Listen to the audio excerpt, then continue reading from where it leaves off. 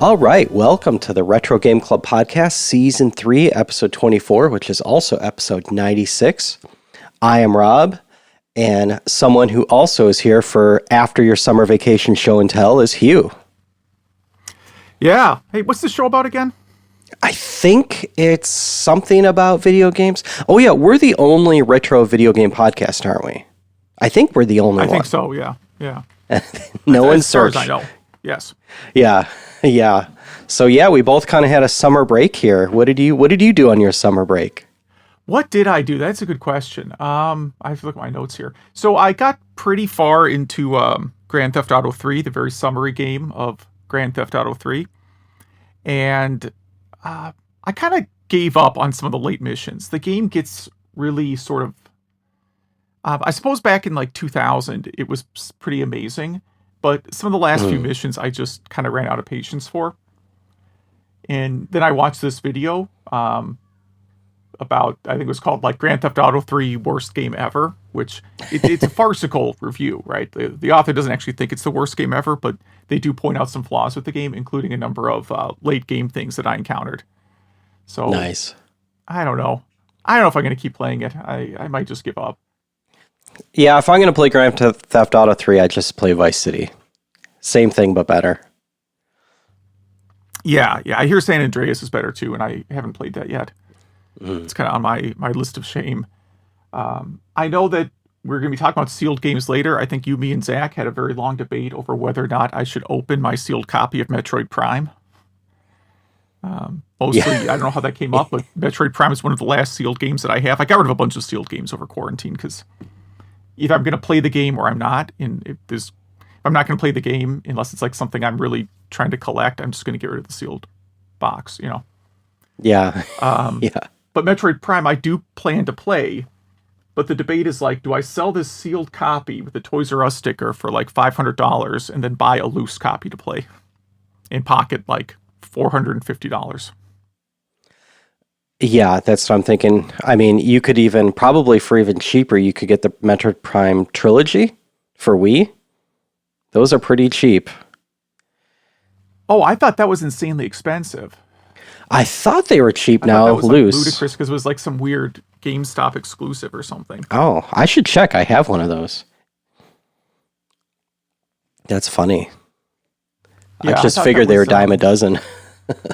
No, I thought it was pretty crazy. So, the only what else I put in my notes here? Oh, I was amused by the fact that in the same week I saw articles titled "No one wants the Nintendo Switch OLED" and "Scalpers buy all the Nintendo Switch OLEDs." It's a very strange time we live in. Yeah. And yes. And I guess we'll talk about the Steam Pad. What is it called? Steam Gear? Steam Deck. Okay, that's okay. We'll talk about that later, I think. And then I was going to one more note. Like last week I mentioned my wife has a new book out. It's her fourth total. I forgot to mention that one of the scenes in the book was inspired by Untitled Goose Game. That's amazing. It's kind of hard to explain unless you read it. It is a romance book again, so maybe it's not everyone's cup of tea, but she was actually out today at some...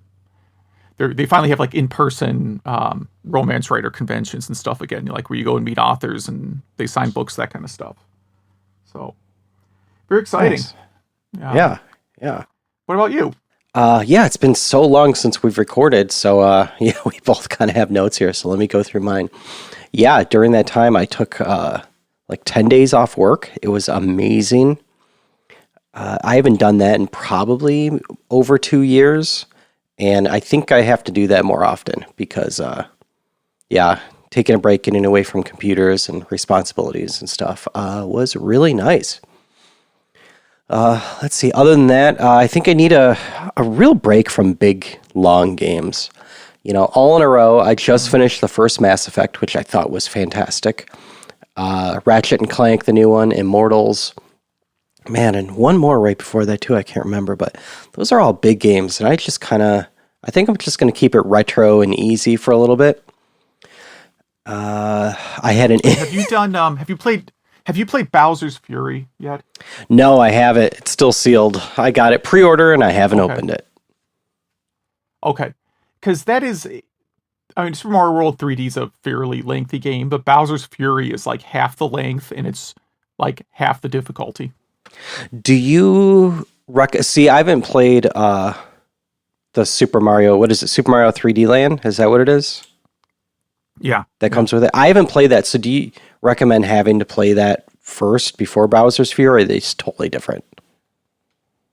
I mean, they're similar. Bowser's Fury is like a much more polished and HD version of Super Mario World 3D.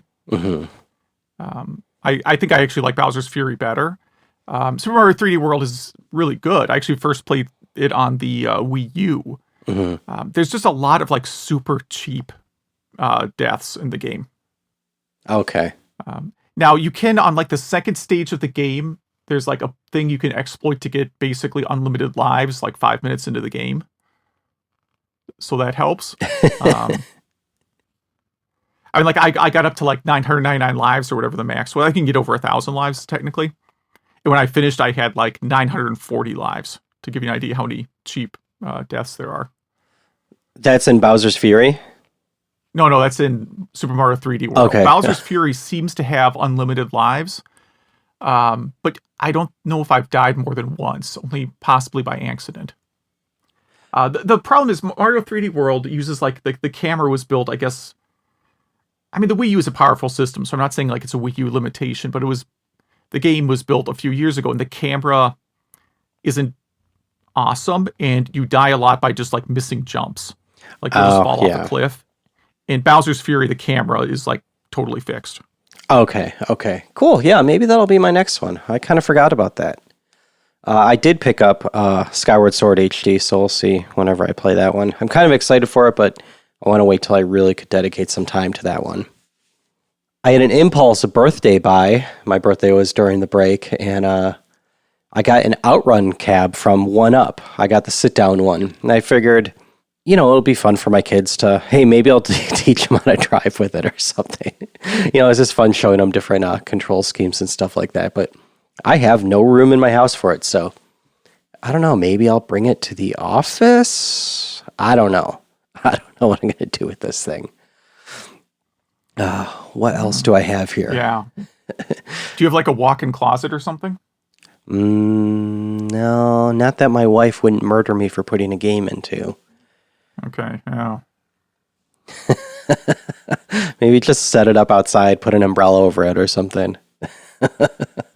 Oh, yeah, and I have a little link here that probably will not be in our show notes, but, I mentioned everyone that I accidentally set my PS5 upside down when I first got it. Well, apparently Sony had an ad with the PS5 upside down. So I'm not that dumb. It actually looks like it should be set up that way. My last things is, something we both have to talk about, kind of, is summer games done quick. So, yeah, I watched a lot of that. Some Ninja Gaiden. I somehow got sucked into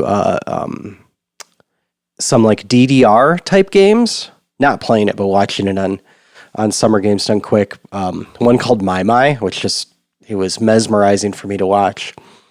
And it was Flower Power Mitch doing his Super Mario Brothers 3 runs.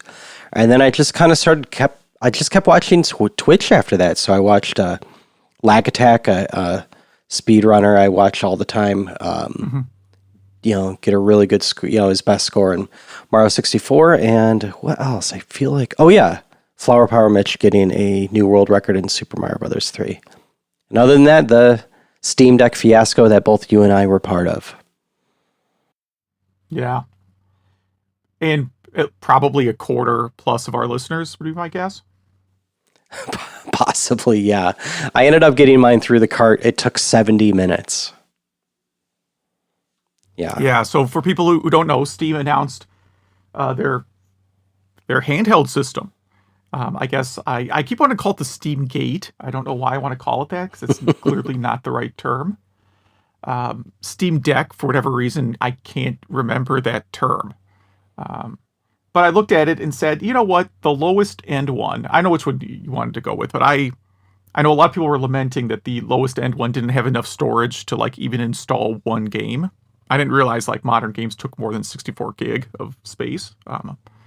I guess I should have known that. I think Final Fantasy VII Remake took like 200 gig or something insane. But still, it has you could put a flash card in there, so those are up to a terabyte now. So there you go.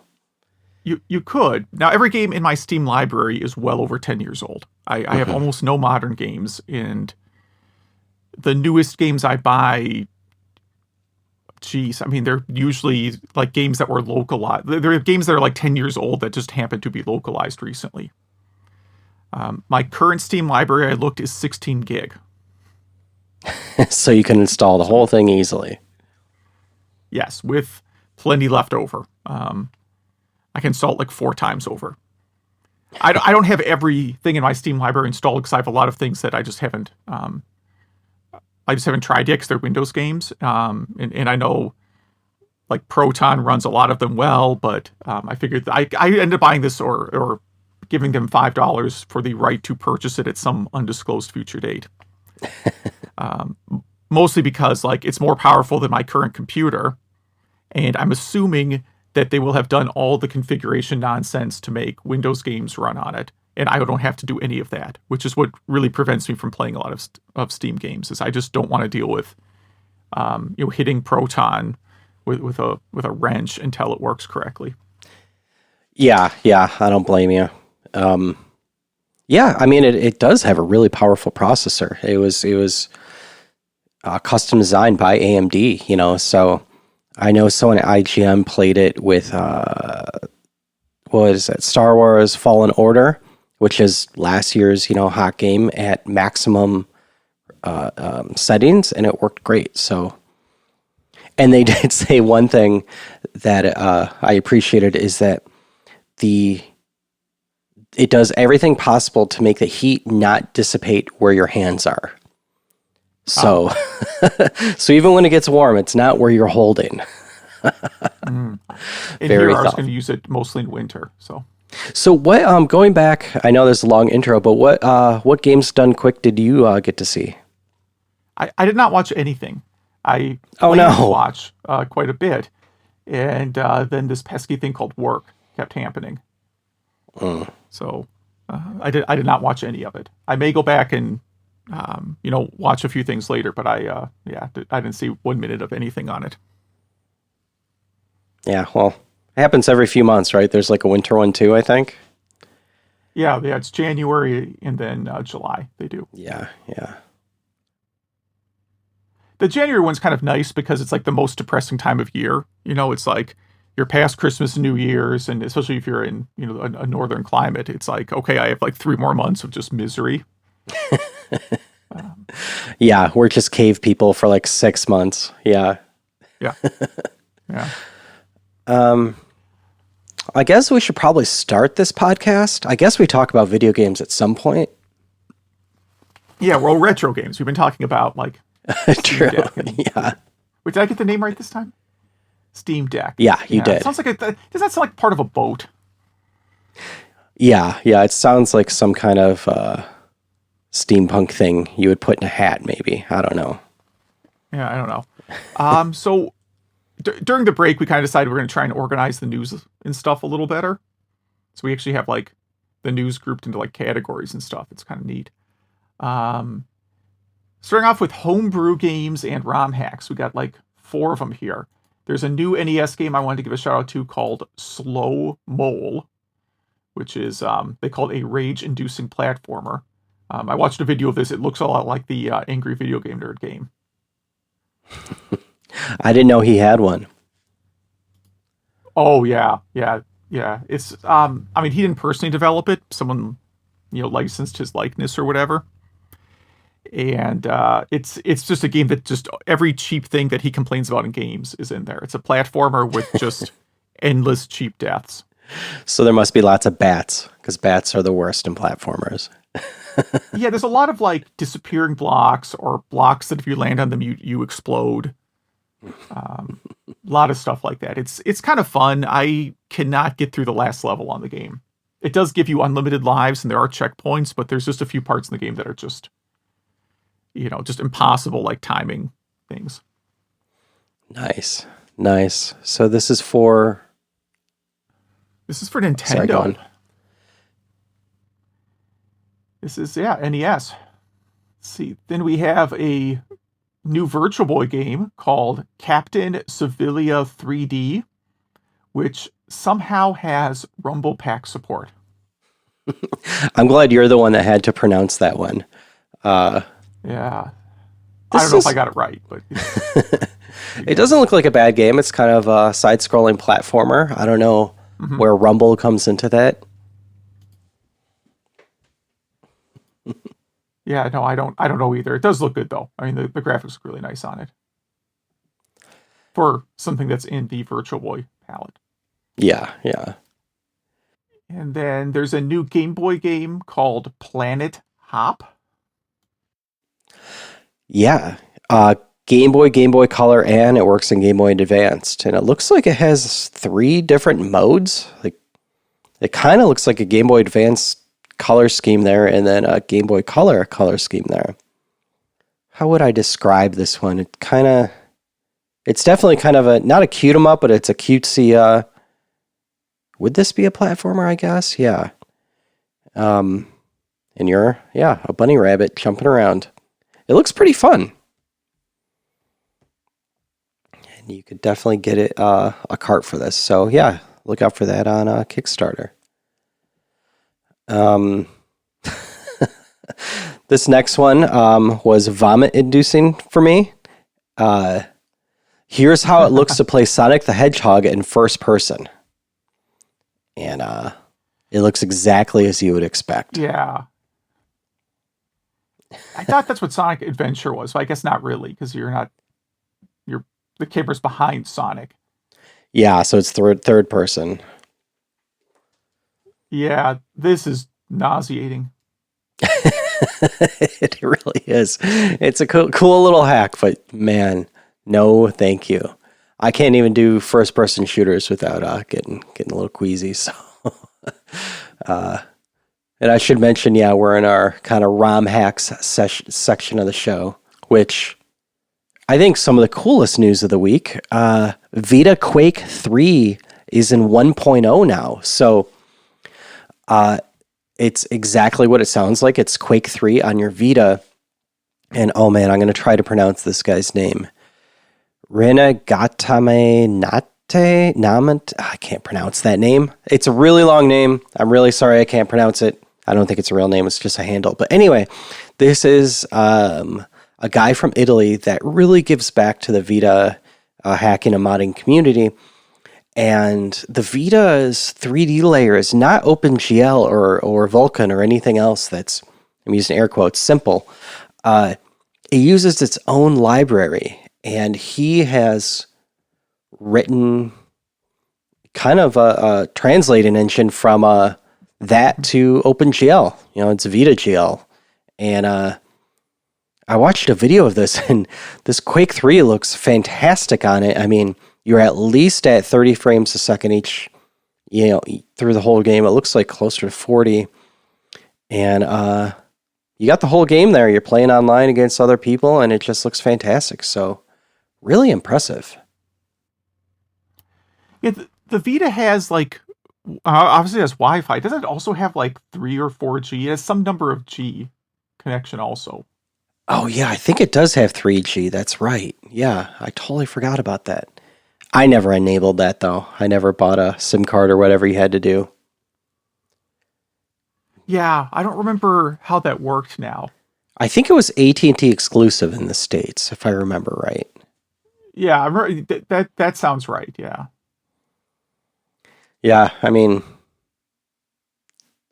now that we're going to be getting the Steam Deck, my Vita is probably going to be used a lot less because I use it as a retro gaming machine. That's kind of sad. But in kind of cool news, there was a reverse takedown. So a while ago, we reported about a Grand Theft Auto 3, what would you call this? They reverse engineered it. And it was on GitHub, and they took it down, and they were forced to put it back up because I guess somehow they proved that like you have to own the game to use this thing. So it really didn't violate any of the terms. So the little guys win for once. Yeah, well, it basically says GitHub is required to restore the code after 14 days unless the copyright holders file a lawsuit. So it seems like more like of a technicality. Yeah, huh. So I wouldn't quite declare victory yet, but it gives people time to download it, I guess. Just store it locally. But one thing I didn't realize is that this also, this reverse engineering project also creates a port for the Nintendo Switch, which is pretty cool.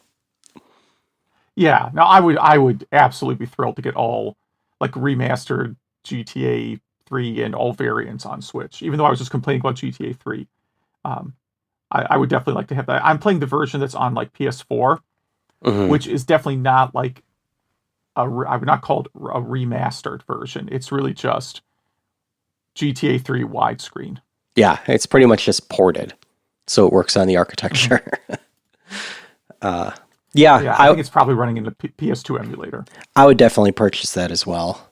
Yeah, so kind of cool, good news there. But I guess you don't need to, because I think those games are like 99 cents and you're getting the Steam board or whatever it's called. True, that's right. And I already own them on Steam. So there you go. Let's see. In the last bit of emulator news, how to install Windows 3.1 on an iPad. Sounds hilarious. Useless, but I mean, not useless. Kind of good for some old games, I guess. I'd rather install Windows 95. But this is something. It's using an emulator called iDOS, which is a DOS emulator for iPad that, for whatever reason, hasn't gotten pulled. And it's apparently emulates enough DOS that you can install Windows 3.1 on it. Yeah, and since Zach added this one, I feel like he nominated himself to try this out and to try playing a game on it. Because it does also tell you that, like, yeah, you can use a Bluetooth keyboard and mouse, so you can play some nice Win 3.1 games on there. Even if it's just solitaire. Yeah, I think most Windows 3.1 games were just, DOS games, right? I mean, it wasn't like Windows 95 had games that required Windows 95. Like Windows 3.1, most of those games were just shelling out to DOS. Yeah, there's a few, like, I know Metal Marines was Windows 3.1, and it required the Windows. Like, it used 2 different Windows. I really can't think. I think one of the Star Wars games was Windows 3.1, like it actually required it. And there was like Desktop Adventure or something like that, yeah. Yeah, and there was a Sim City that required Windows. But yeah, it was few and far between. Oh man, I forgot about this article. So, are we in a different section here now?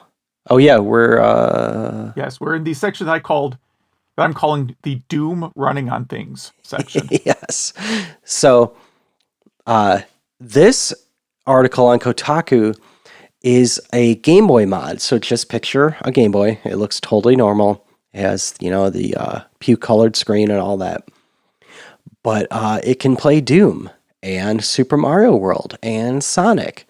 And at first it just seems like, oh yeah, it's just a Raspberry Pi Zero. Yes, a Raspberry Pi Zero is in this device, but it also has an ICE40 FPGA doing real emulation, and it still uses the Game Boy screen. So you can still use your Game Boy and I think Game Boy Advance cartridges, and it just works. And then also, I think you could just have, a SD card and play all these other ROMs on it too, on the Game Boy screen. And I am so impressed by this project. The clip he has of Doom playing on there does actually look pretty nice. Yeah, it really works well. So kudos to this guy. This is again on Kotaku, and it links to Hackaday and gives a bunch of other information, but this was not an easy project. So yeah, very impressed with this. And then we move into weird or otherwise interesting articles. Yeah, and there's a lot here. So here's what I'm going to do. I'm going to read off real quickly the titles of these things, and if there's something that you're really excited to talk about, let's talk about it. But the weird and interesting things include Final Fantasy remasters are using pixel art, anticlimactic quest to find someone named Justin Bailey, evidence of secret unreleased SNK 1999 console, PS1 logo was actually a 3D model, KFC is making the Hot Winger 64 arcade machine, and people are spending way too much money for sealed copies of extremely common games. Yeah, so let me hit on a few of these. So, yeah, there's an article here on Vice just about how the Final Fantasy remakes, or whatever they are pretty divisive, and people either love them or hate them, and mostly hate them. I don't know enough about it to really talk about it. I've played them, and my view is I don't care. Yeah. It's exactly the same game, but the art is different. Yeah, exactly. The Metroid cheat code one, so everyone knows that in the original Metroid, you could put in the code Justin Bailey, and it brings you, I think, pretty much to the end with a few things. It just goes into this author trying to figure out like how this was all found out, and the short of it is that I think it was like some person named Steve in Kentucky wrote in to a magazine. It was the first place you could find the Justin Bailey cheat code anywhere.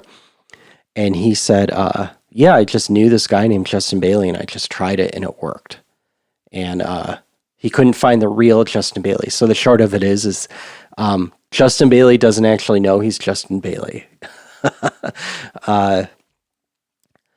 This SNK board that was found, I think it's really interesting. So SNK, was Neo Geo, and they had the Neo Geo 64, which is a total flop, at least in my book.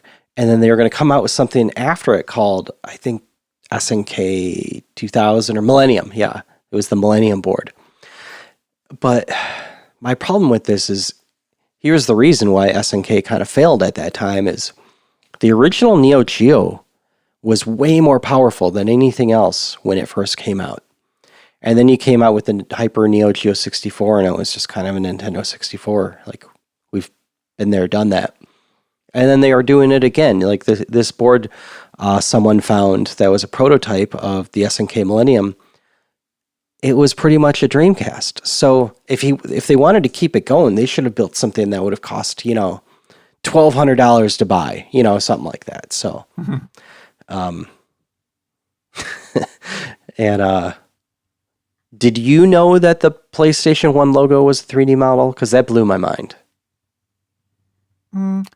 I probably would have assumed it was, because if you're making a 3D system, like, you're going to have some very simple demo art for people. So I just assumed that behind the scenes it probably was. Since it never moved, I just never thought about it. I just assumed it was just a JPEG or something. So that's funny. And then, yeah, KFC has they had a prize where you could win a upright cabinet. So that's fine and everything. But I really think we need to talk about this Super Mario Brothers. What was it? Super Mario 64 selling for $1.5 million. How do you think that's possible? Mm-hmm. Well, the same way we just had NFTs like 6 months ago, right? People were spending hundreds of thousands of dollars for like a LeBron James GIF. Well, they didn't even get the GIF for a digital, represent a digital hash of the GIF, right? So I think it's just someone who doesn't really. Well, clearly there's to be more than one person involved because it's a bid, right? Mm-hmm. It's an auction. But I think it's people getting into speculative trading. It's just the reason why I think it's crazy is because just right before this, so this Super Mario 64 is a 9.8 graded by whoever graded it. Just recently, there were two different, I think there were 9.2s or something of Mario 64. that only sold for like $4,000 and $5,000. So that jump just seems so crazy to me. I mean, it just feels like there's some kind of money laundering thing going on. I don't know. There's much better ways to launder money than through Nintendo cartridges. I think it's the same. I think it's people getting into speculative trading. I think that's all it is. It's no different than I'm going to go buy a bunch of Pokemon cards and see if I can resell those. And it's the same kind of hype. I think people, assume. I used to watch Storage Wars a lot. The show that's marginally reality TV. And there was like. There was like one guy who found like a loose, extremely not good condition Nintendo. And he's like, "Oh, I just saw one of these sold for like $30,000. This was just on the news, right?" And really, it was an article in it was actually the thing that sold for $30,000 was a Nintendo that happened to have a sealed copy of Stadium Events with it. So then you get to see the part of the disappointment when he goes to the retro game shop. And they're like, "Oh, it just blue screens. It's worth $5." Yeah. Like, yeah, this system's dead. $5. Just so I'm not misquoting this, they do mention the other Mario 64s in this article, and it's 38,000 and 7,000, and they're 9.2 and 9.4. So sorry, I got that a little wrong. Yeah, I mean it's all wrong. None of it makes any sense. Again, there's like. What do they sell? A few million copies of this game? Yeah, oh yeah. Yeah. I realize people, for the most part, opened their Mario 64s. But, some people didn't. Grandma bought you Mario 64 for Christmas when you actually had a Super Nintendo, right? There's going to be a lot of that. Yeah. I say that because I worked in a game store, and this was a very common type of problem.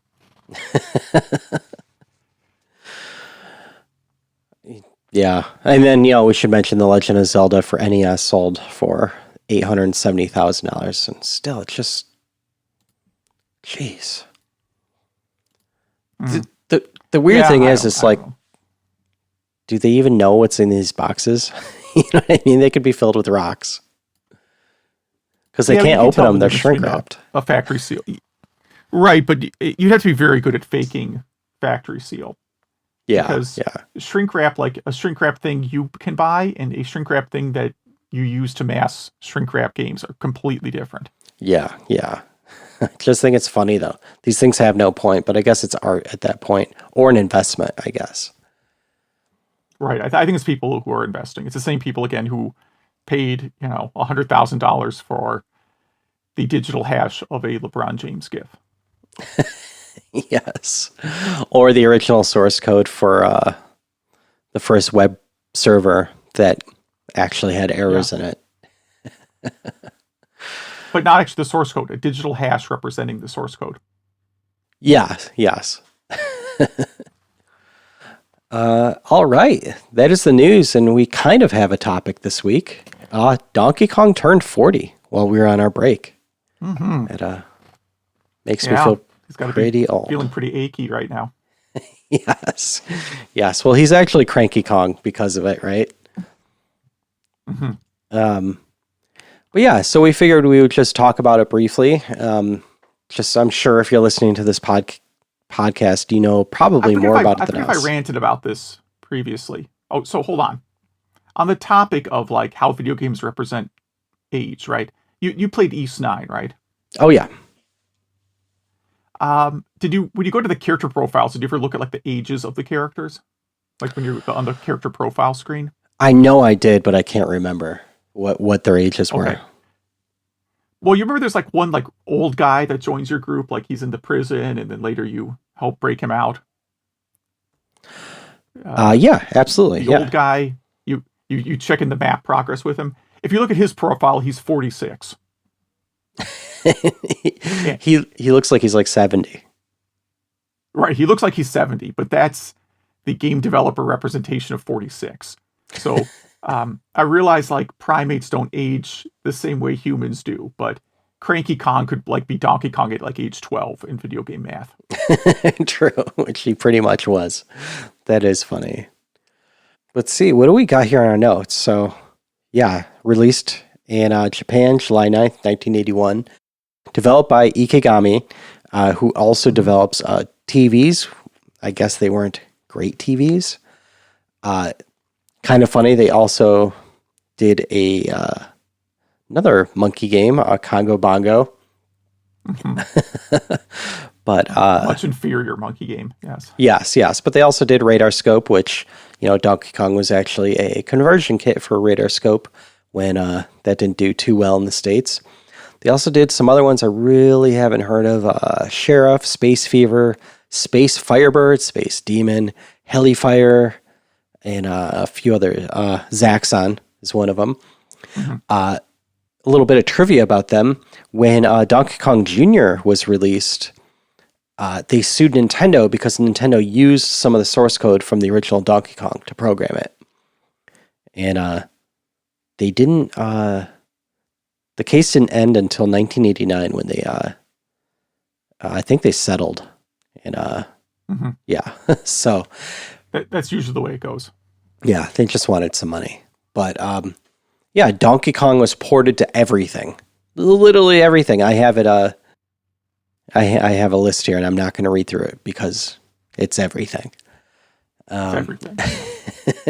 Now, some of them, like the Game Boy, some of the later Game Boy versions were like, they would have games called Donkey Kong, but they were like different levels. Yeah. I think are you talking about Donkey Kong 94? What people refer to it as? Yeah. That's what people call it. I think it was just called Donkey Kong at the time, I thought. Yeah, Donkey Kong for Game Boy, I think it's what the box says. But it, like 97 levels or something like that. Just insane. I'm really surprised that hasn't been a Game Club game yet. But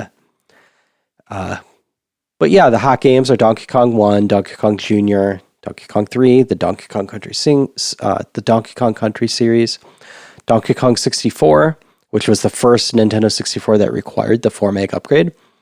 And the latest one, Donkey Kong Country Tropical Freeze. Some other trivia: the Atari 8-bit port had an Easter egg that wasn't discovered for 26 years. If you die under certain conditions and start over, it'll display the programmer Don Hodge's initials. So I had no idea about that until I think yesterday. No, I've never even played that version. So yeah, that's just kind of a quick history of Donkey Kong. What are your memories or thoughts about this game? Because it really is a pivotal and important game in video game history. Yeah, so I am pretty sure that Donkey Kong is literally the first video game I ever saw. And that would have been at a grocery store. Now, keep in mind, like my family was living in Europe until like early 80s, let's say. I don't actually know the timeline that well because I was a kid who pays attention to that kind of stuff. So if video games had been a thing in the US in like the late 70s, like I know Atari was being sold and there are asteroids and all that stuff, I was not in the country, so I would not have been exposed to any of that. It was not a big deal in Europe for sure. And so yeah, Donkey Kong was like the first game I definitely the first video game I remember seeing. Again, it's possible like maybe someone will write an email and say, "Oh no, in 1981 you walked past an asteroids cabinet." Like I can see that happening. But no, Donkey Kong's the first game I remember seeing, and I was pretty enthralled with it. I thought, hey, I don't know what this thing is, but I would like to have this. Yeah, was sort of my first thought. And I ended up getting around the time of the crash, I guess, in Intellivision and Donkey Kong. It was like a early Christmas, let's say 82, 83 Christmas gift, something like that. And I know people really like to rag on the Intellivision version of Donkey Kong, but at the time it was pretty good. I feel like it was actually a pretty decent game for its time. I realize people have, with the 40 years since it was released, have developed superior versions of Donkey Kong for various home consoles. Great. I would love to see how well that would go if it's like June and you're told you have to finish it by September to meet the Christmas market. Right? Exactly. Yeah.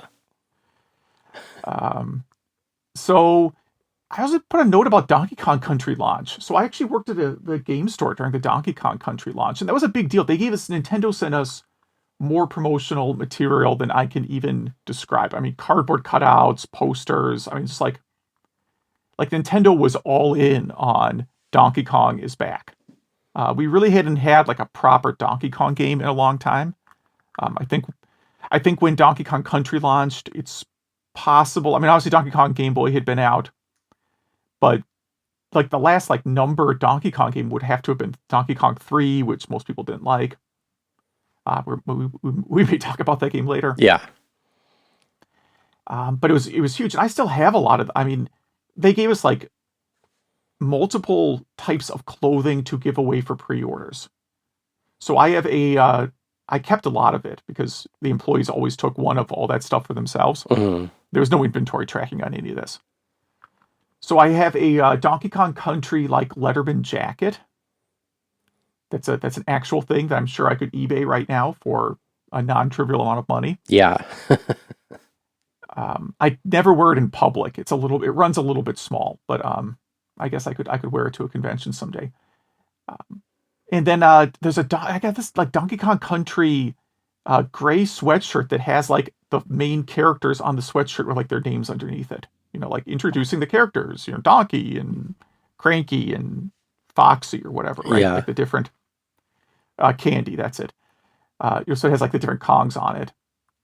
And there might be I might have two different Donkey Kong Country sweatshirts. I should have gone into my this box that I have these old sweatshirts in to see, because I have like a Sonic 3 one or a launch sweatshirt for some Sonic game in there too as well. And I remember that being a really big deal at the time, like not just because Nintendo marketed it, but just because of like how kind of nice it looked. You know, it was one of the earliest games, or it was an early game to use pre-rendered sprites, right? So they got some kind of supercomputer to render the sprites. And I thought it looked really good. I think it still looks really good today. I mean, I think like the scenery and the weather effects and like the sprites all look really good today still. Yeah, I think it's I forget what book I read this in, but yeah, when they demoed it to Nintendo or whoever, you know, the guys were, you know, looking under the table after the demo, and you know, they were saying, "What are you doing?" They said, "Well, we're looking for the computer that this is working on." It's like, no, this is just on the Super Nintendo. Yeah. Straight up Super Nintendo. And then kind of my last note was like Donkey Kong 64 was legitimately a big factor in me getting the Nintendo 64. I waited a while to get it. I was going to get it either way. Like I wanted to get Ocarina of Time. It was really just eventually I was going to get one.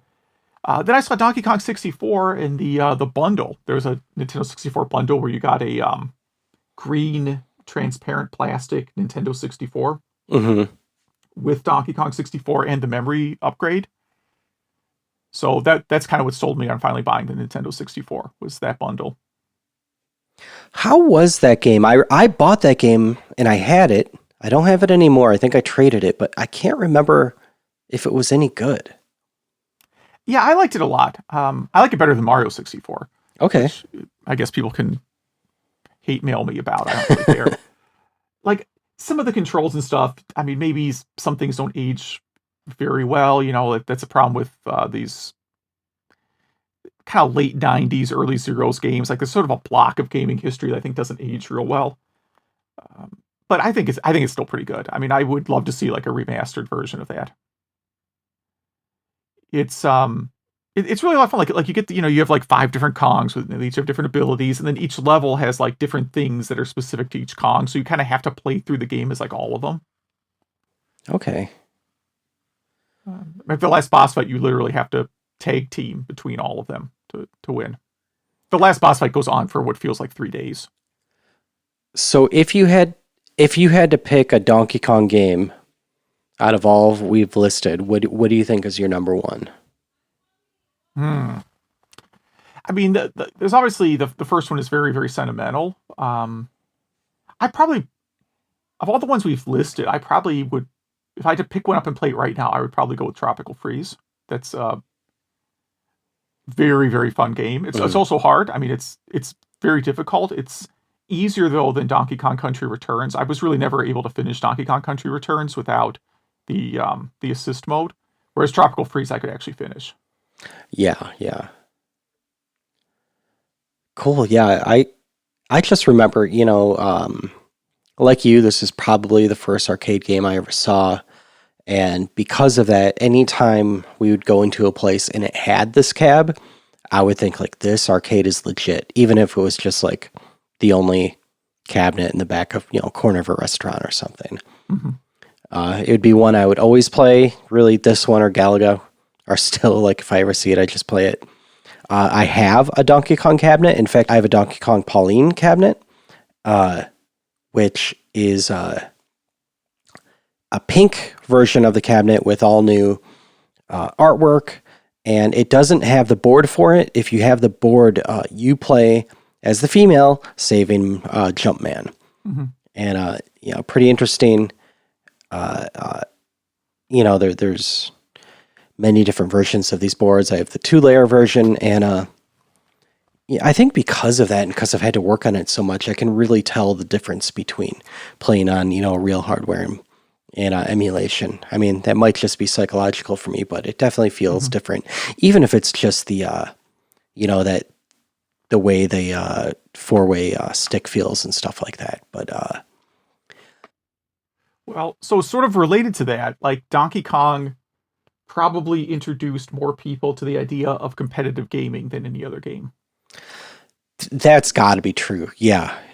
I mean, trying to get that high score and to keep it going and to get to the kill screen and stuff like that. Yeah, you're definitely right. Yeah.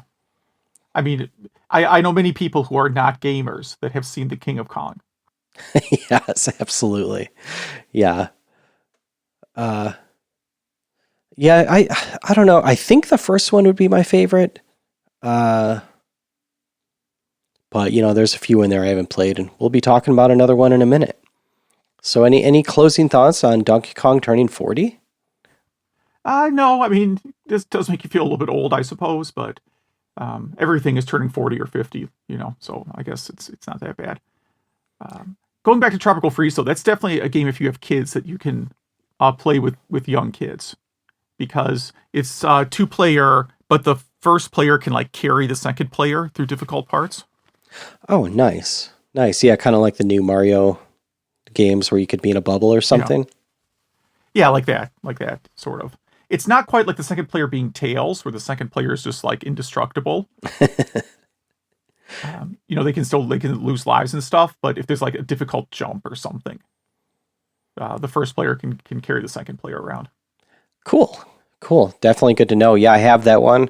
I don't know if I've played it. Maybe just for a few minutes. Well, cool. I guess let's talk about Game Club. Yeah. And mine was Donkey Kong 3. So, this was obviously the third game in the series from 1983, and it does not have Jumpman. You play as Stanley the Bugman. And so it's not really a platformer as much as it is a shooter, even though there are platforms you jump on. So Donkey Kong is hanging up above you and between two kind of beehives. And bees and other bugs and worms are coming down at you. They can't touch you. They're trying to take your flowers or whatever plants you have. And you're shooting bug spray up at them. So if you get the bugs, they die. If you get Donkey Kong on his butt, he climbs up a little or jumps up a little bit. And there's 2 ways you could get through a level. The first is to hit him, meaning Donkey Kong, enough where he goes all the way to the top. And or you could get all the bugs. And so on all this high scores I've watched, they really go for the bugs instead of Donkey Kong. But you have to hit him a few times or he'll fall on you. And you could die that way. So yeah, you could die that way. You could have a bug touch you, a worm touch you. It does get more difficult. Some of the bugs, if you hit them, they explode with little bug shrapnel. And that can kill you. You can get a power up, which makes your bug spray super spray can, which makes it much stronger. And I really like this game. I've played a little bit in the past, but this is the first time I've really spent a lot of time with it. I played it on the Switch, and in the past, it's kind of a weird story where it's right when I kind of started collecting arcade cabs, and I saw an ad in Craigslist for a Donkey Kong cab for a pretty good price. And I look in the address, and I email the guy, and he's like, "Yep, just come to this address." And I look it up, and I was thinking like, "Oh my God, I think that's the Santa house." And so when I was living in a part of Michigan, Royal Oak, Michigan, on the side street, there was always this house everyone would try to drive by around Christmas because they just went crazy for Christmas. I mean, it was like worse than, the Griswold's house, and just out of control with lights and Santa stuff and all this stuff. And so I'm like, oh my God, I finally get to go in this house. So I go there, and, it's like February, and they still have all the stuff up, and this, dude in his 20s, about my age at the time, answers the door, and he's like, "Oh yeah, it's up here." And he's telling me a little bit about the house, and he's like, "Yeah, my grandpa lives here, yada, yada, yada." And he finally wants to sell this. And I met his grandpa, who happened to be Santa. He was like a Santa impersonator. And I did not pick up this cab. I wish it was actually Donkey Kong 3. And I was like, oh man, it's a Donkey Kong, not 3. No one wants this garbage. I wish I would have picked it up because it was in pristine condition and a really good price. Anyway, I know a lot of people don't like this game. I had a lot of fun playing it. I thought it was much better than Donkey Kong Jr. I thought it was a nice change from the original Donkey Kong. It's just 3 levels repeating. I think the difficulty ramping up is pretty good. I like how I think it's the 3rd level. I could be wrong. You need really good strategy because if you hit the worms in the wrong spot, they kind of block Donkey Kong and eventually makes it impossible to win or just to not die. So I know you don't feel as positively about this game as I do, but what do you think? Mm-hmm.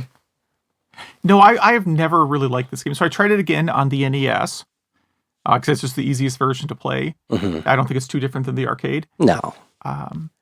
It's just I find I just don't really think it's that much fun. I guess maybe I didn't know you could kill all the bugs to clear the level. I've always just gone the route of trying to shoot Donkey Kong in his nether regions as quickly as possible to get to the next stage, which does mostly work. Yeah.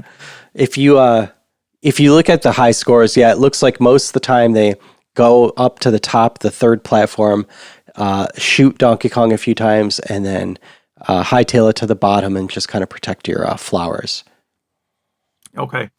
Yeah, I mean, the problem is once the bugs get down to a certain level, you can't shoot them. Mm-hmm. Like, they can get below because your shot only goes one direction, and that's directly up. And it's just kind of find to be kind of a uncomfortable game to play. Like, for me, I think I spent most of the time trying to figure out where, like, how to aim the spray can, which you can't really aim it. You're moving your whole self, right? Yeah, it's like Galaga. But how to get... Yes, but Galaga, like, the shooter part of Galaga is the middle of your ship. It's not, like, just slightly off to the left of your ship. True, yeah. I think Galaga should be offended, really, that you just compared it to Donkey Kong 3.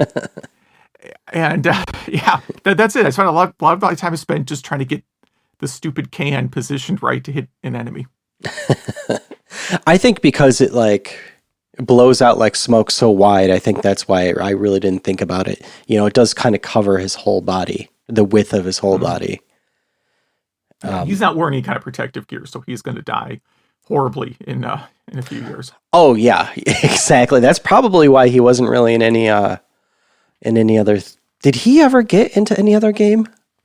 He's probably in Smash Brothers. Oh yeah, probably in some version of Smash Brothers. If he's not, there's definitely a petition out there. There's a petition for everyone who's not in Smash Brothers. Was he Stanley the Bug Man? Is that it? Yeah. Is that his name? Yes. Oh, he's in a whole bunch of games. Oh wow. Okay. including, as I just randomly guessed, he is a trophy in Smash Brothers. Well, of course they count stuff like NES Remix because it has Donkey Kong 3. And is in some of the WarioWare games. And of course, Game & Watch. So that's not a lot of games. I mean, I would almost consider that like a lot of people would not have seen any of those games. But well, cool. Let's jump to your game. Yeah, I went with Spy Hunter, which I also played the NES version. Again, just because it's easiest. And you know, it's kind of a fun game. I think at the time, it looked cooler than maybe it was. I mean, so the point of Spy Hunter is you're sort of this James Bondy type of character, although your character never appears on screen. And you have a car that, can shoot, has two guns shooting out of the front, and then you can pick up other power-ups like smoke screen and oil slick and missiles. Missiles are for when you have to fight a helicopter later on. And the ideas are just driving and shooting spies who are in blue cars, and some spies have invincible cars that you can try to ram off the road or like oil slick off the road. And it kind of just goes on forever. It's like bump and jump, and that like the scenery changes as you progress, except there's not really ends of stages. Mm-hmm. And I liked it, pretty decently back in the day. And it's still kind of fun. It's a little bit, I mean, the parts that haven't aged as well are like the lack of extra lives. Like you have like the entire game, you have 2 lives. You start with like unlimited lives for 100 or 60 seconds, 100 seconds, something like that. Mm-hmm. Yeah. And then if you score a certain amount at that time period, you earn an extra life. But then after that time period expires, you just have 1 life.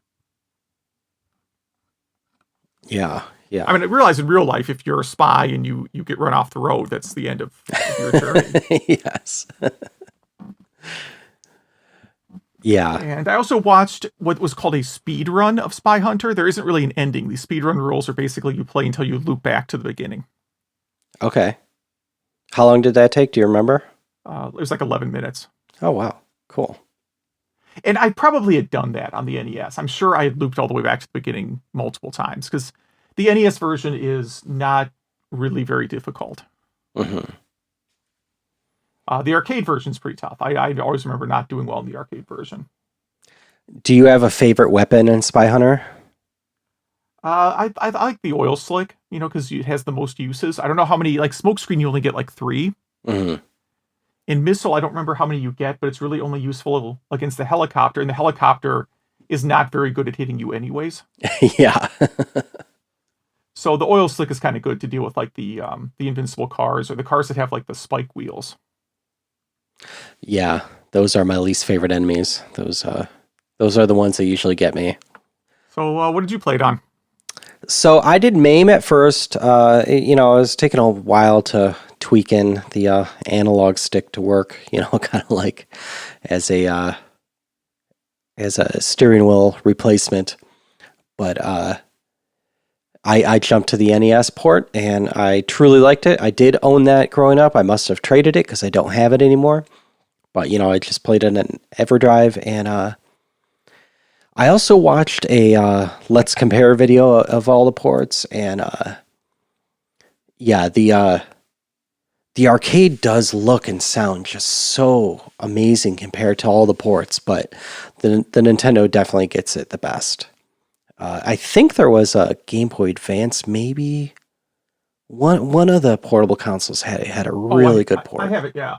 Okay. I think I have a sealed copy of that. Oh, you should get that heritage graded. Get 1.5 million. Let me just make sure. Let me look at the box here. There's a game called Spy Hunter. This is not the thing I'm thinking of. Okay. Yeah, Spy Hunter and Super Sprint. So there is a separate game called Spy Hunter on Game Boy Advance. The thing I have is Spy Hunter and Super Sprint, which is a combo card of like the arcade versions. And I believe I paid 25 cents for it. That's cool. Super Sprint's a great game. Wow. I guess I should open that. Look up, how much is that worth? eBay.com. Spy Hunter Super Sprint Game Boy. That's my typing loudly. A loose card fetches about $6. Okay. Brand new, $12. Oh, okay. You don't have 1.5 million there. I do not, but who knows? Yeah, I mean, I just need one delusional person to spend that much on it. Yeah. But I dare say this is more rare sealed than Mario 64 is. Yeah, that's what I'm thinking too. Yeah. It just doesn't have the nostalgia factor, I guess, or the name factor. But I really like this game. I really like Spy Hunter. It's not something I would pick up all the time, but yeah, that's kind of where I'm with it. Like, I'll play once in a while, but it's not like a thing I'll play more than once or twice a year. Exactly. Yeah. Well, cool. What are you gonna play next? I'm going to stick with the summer in the arcade theme, at least at the end of summer. And I'm going to go with Commando. Nice. Well, cool. I'm going to do a game I have very fond memories of playing during the summer, and that's Tiger Hilly on the NES. Mm-hmm. Yeah, that's one where the NES port, I think, is better than the arcade version. Yeah, I agree. So, yeah, Tiger Hilly, Commando on NES. If any of our listeners have played any of those games or any games we have ever talked about, if you have any retro news, retro topics, anything you'd like to just mention to us, please email us. Email at retrogameclub.net. That is email at retrogameclub.net. Or hit us up on Facebook, facebook.retrogameclub.net. Or on Twitter at RGC Podcast, which Zach maintains all the social stuff. And we have quite a bit of feedback this week. Let's see. Andrew writes in. He's a father of two, and he wants to know how we keep focused and return to those longer games that we play. Yeah, so how do you play games with young kids around? I don't really have young kids anymore, so that part's easy. But when my kids were young, that is when I got heavily into the PSP, because I could play a violent game on it, didn't have to worry about them seeing the screen. I didn't actually play that many violent games on the PSP, so it doesn't matter. And the nice thing is it has a sleep mode, so you can pick up and play it in 5-minute increments if that's what you have free time during your day. Yeah, my kids are all teenagers now, so they're very low supervision. But yeah, back in the day, my kids were young during the PSP era, and I would say, if you get a Switch, anything with sleep mode on it, get the Switch Lite, because your kid's going to find a way to knock it over or break it or something. And yeah, you can easily work through longer games. You just start doing it in smaller chunks of time. And you don't have to go and set up a system and make sure the controller's charged and all that other stuff, right? It's a handheld system. You just, leave it wherever you are and, play it whenever you can. Yeah. No, good advice. Yeah, I mean, for me, I usually wait for nap time or after they fall asleep. So right now is actually nap time. We often record around my kids' nap time schedule.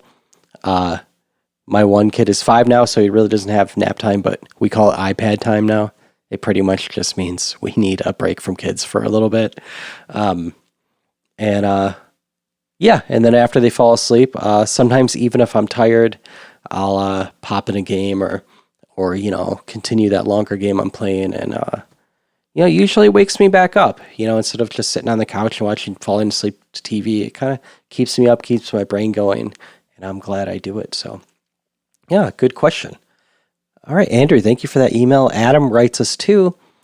I guess we mentioned a game called Cosmic Chasm in our previous episode, and it was released for Vectrex in 1982, and he's played it many times and really recommends it. And Adam, because of this email, I looked it up on YouTube, and this game does look fantastic.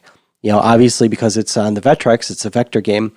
And it's kind of I don't think it's roguelike because it probably doesn't, randomly generate the levels, but it's kind of, it looks like a roguelike that you fly around top down, shooting things, kind of an asteroids type, I guess, schema, but you go from screen to screen. So yeah, it looked really fun. So I'm glad you sent that to us.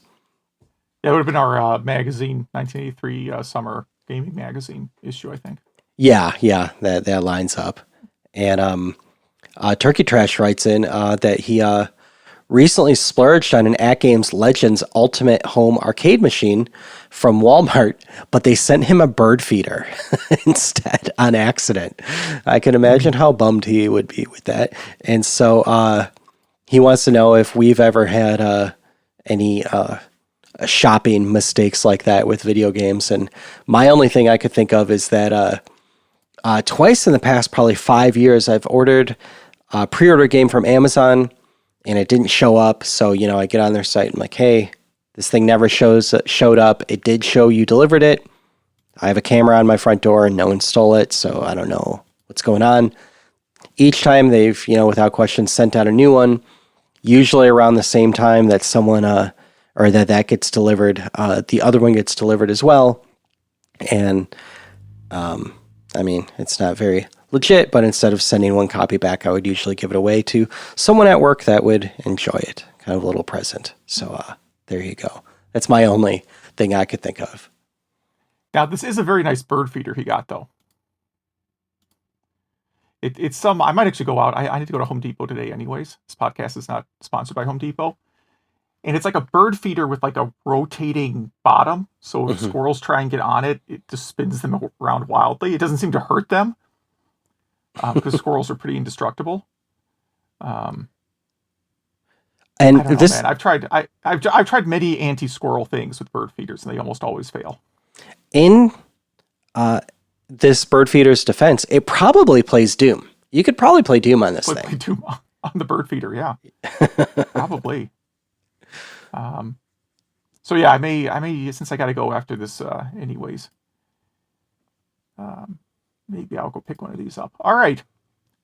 I'll get the last two emails here. And no, by the way, I cannot think of a mix-up where I got the wrong game or something.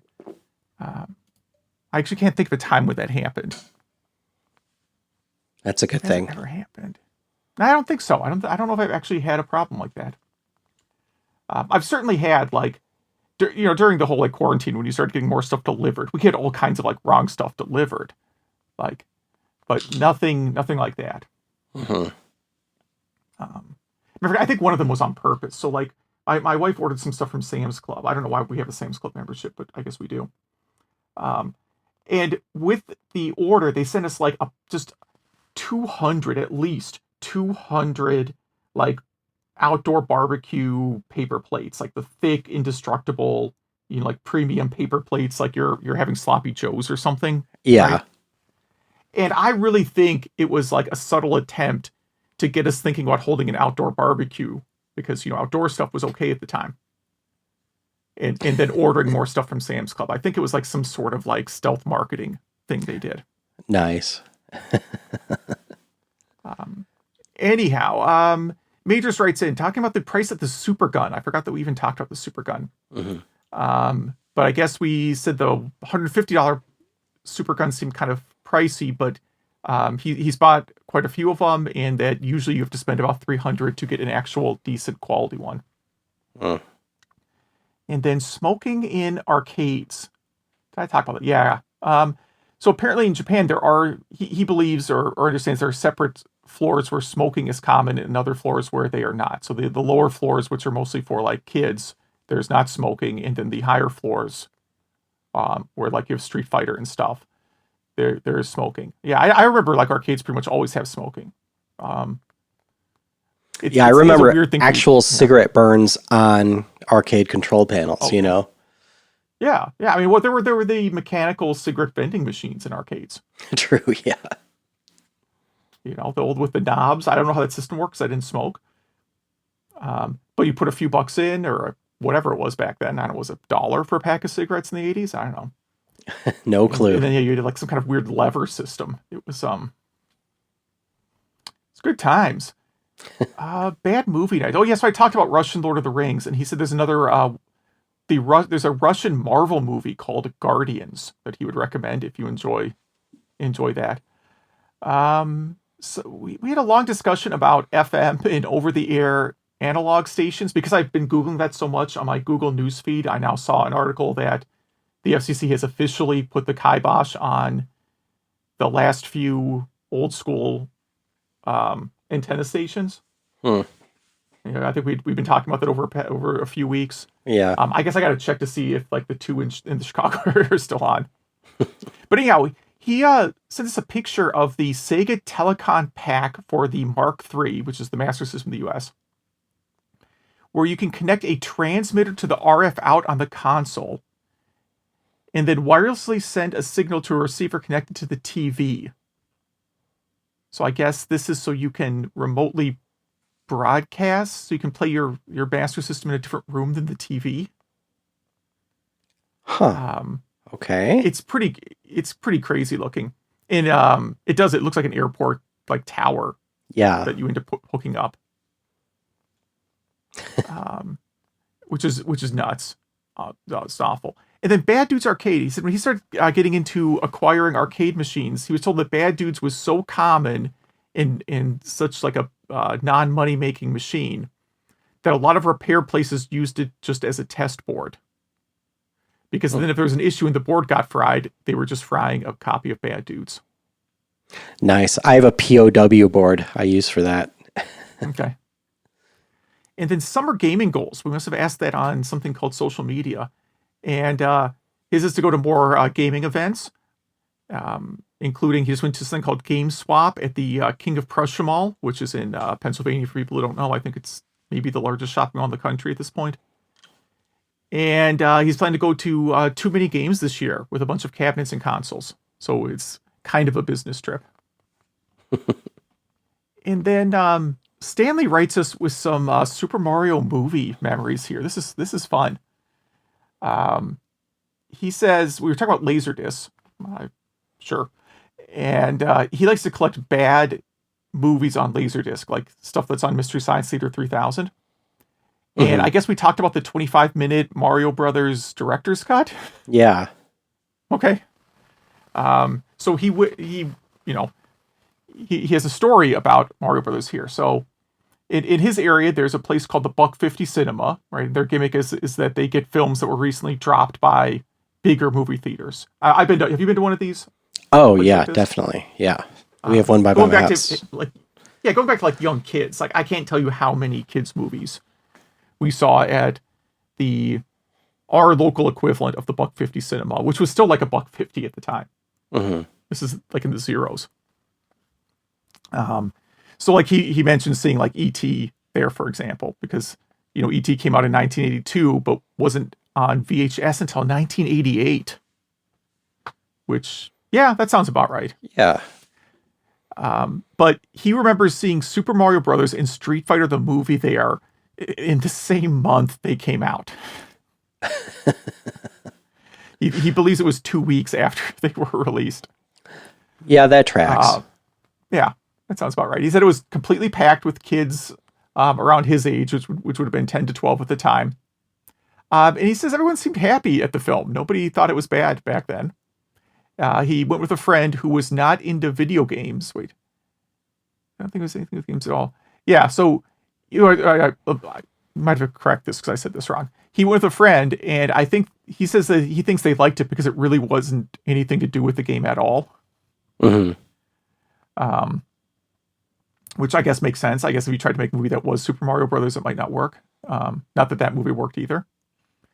And then the plaza that had the $1.50 Cinema also had, the usual stores like a Burlington Coat Factory, ShopRite, and a 99-cent store and a Rite Aid. And usually they would go shop at the 99-cent store after going to see the $1.50 movie. And they did that after watching Super Mario Brothers. And apparently the 99-cent store already had tons of Super Mario Brothers movie clearance merchandise. Like as though Kmart had just like dumped all their Super Mario Brothers merchandise on the 99-cent store. So he got the Super Mario Brothers audio cassette adventure, comic book promo, birthday party kit for the movie, posters. it's just that he had a Super Mario Brothers theme party. After that, just tons and tons of Super Mario Brothers the movie merchandise. Yes. Yeah, I'm pretty envious of that experience. Yeah. So he then wanted to share some thoughts on the extended cut. It was definitely, he said the movie was definitely better for having the scenes cut. The dancing dinosaur lady with the weird tail costume looks very odd for what's supposed to be a kid's film. The Iggy and Spike rap is just painful. And the other cut content just seems to be characters doing fairly basic things for a few extra seconds. Bertha has a few more seconds of screen time. Also, Mojo Nixon as Goomba, as Toad/Goomba. And as a small bit of praise, the 25 minutes really makes watching the movie a complete chore. So that's a backhanded way of saying they did a good, the original movie did a good, made the right choice in cutting it. He said he had to pause it at some point and play some Vandal Hearts on the Saturn, browse the internet, and look at some eBay auctions before going back and finishing it. And especially gives a shout out to the extended dance rave scene, which he recommends everybody watch. So thank you. Yeah, that's a fun story. Yeah. Yeah. So thank you for all those emails. And again, email@retrogameclub.net. We do this because we love to hear from you guys, and it gives me an excuse to converse with people about retro games. Oh, and real quick, there's still like a couple weeks if you want to send an email for our 100th episode Ask Us Anything thing. Yeah, and we've gotten a great response from those. Lots of emails, and there's going to be a giveaway. Yeah, I was just looking at the list today, and it is a pretty long list of Ask Us Anything. Yeah, it's going to be a fun episode. Would be happy to get a couple more on there. Yeah, absolutely. Email@retrogameclub.net. And then the social media questions. What is your favorite Mario game? And let's see. And then we also asked about Donkey Kong 3 and a few other things. And someone writes in that they enjoyed Donkey Kong 3 much more than Donkey Kong Jr. Someone says that Mario 3 or the SNES Mario Kart was their favorite Mario game. And a shout out for Mario Odyssey. And someone puts Super Mario World. Mario 64, Donkey Kong for the 2600, which is a bold choice. And I put in Mario 64. And someone else put Super Mario Brothers 3. And a while ago, we read a article or talked about an article about a hack to connect a laser gun to a 2600.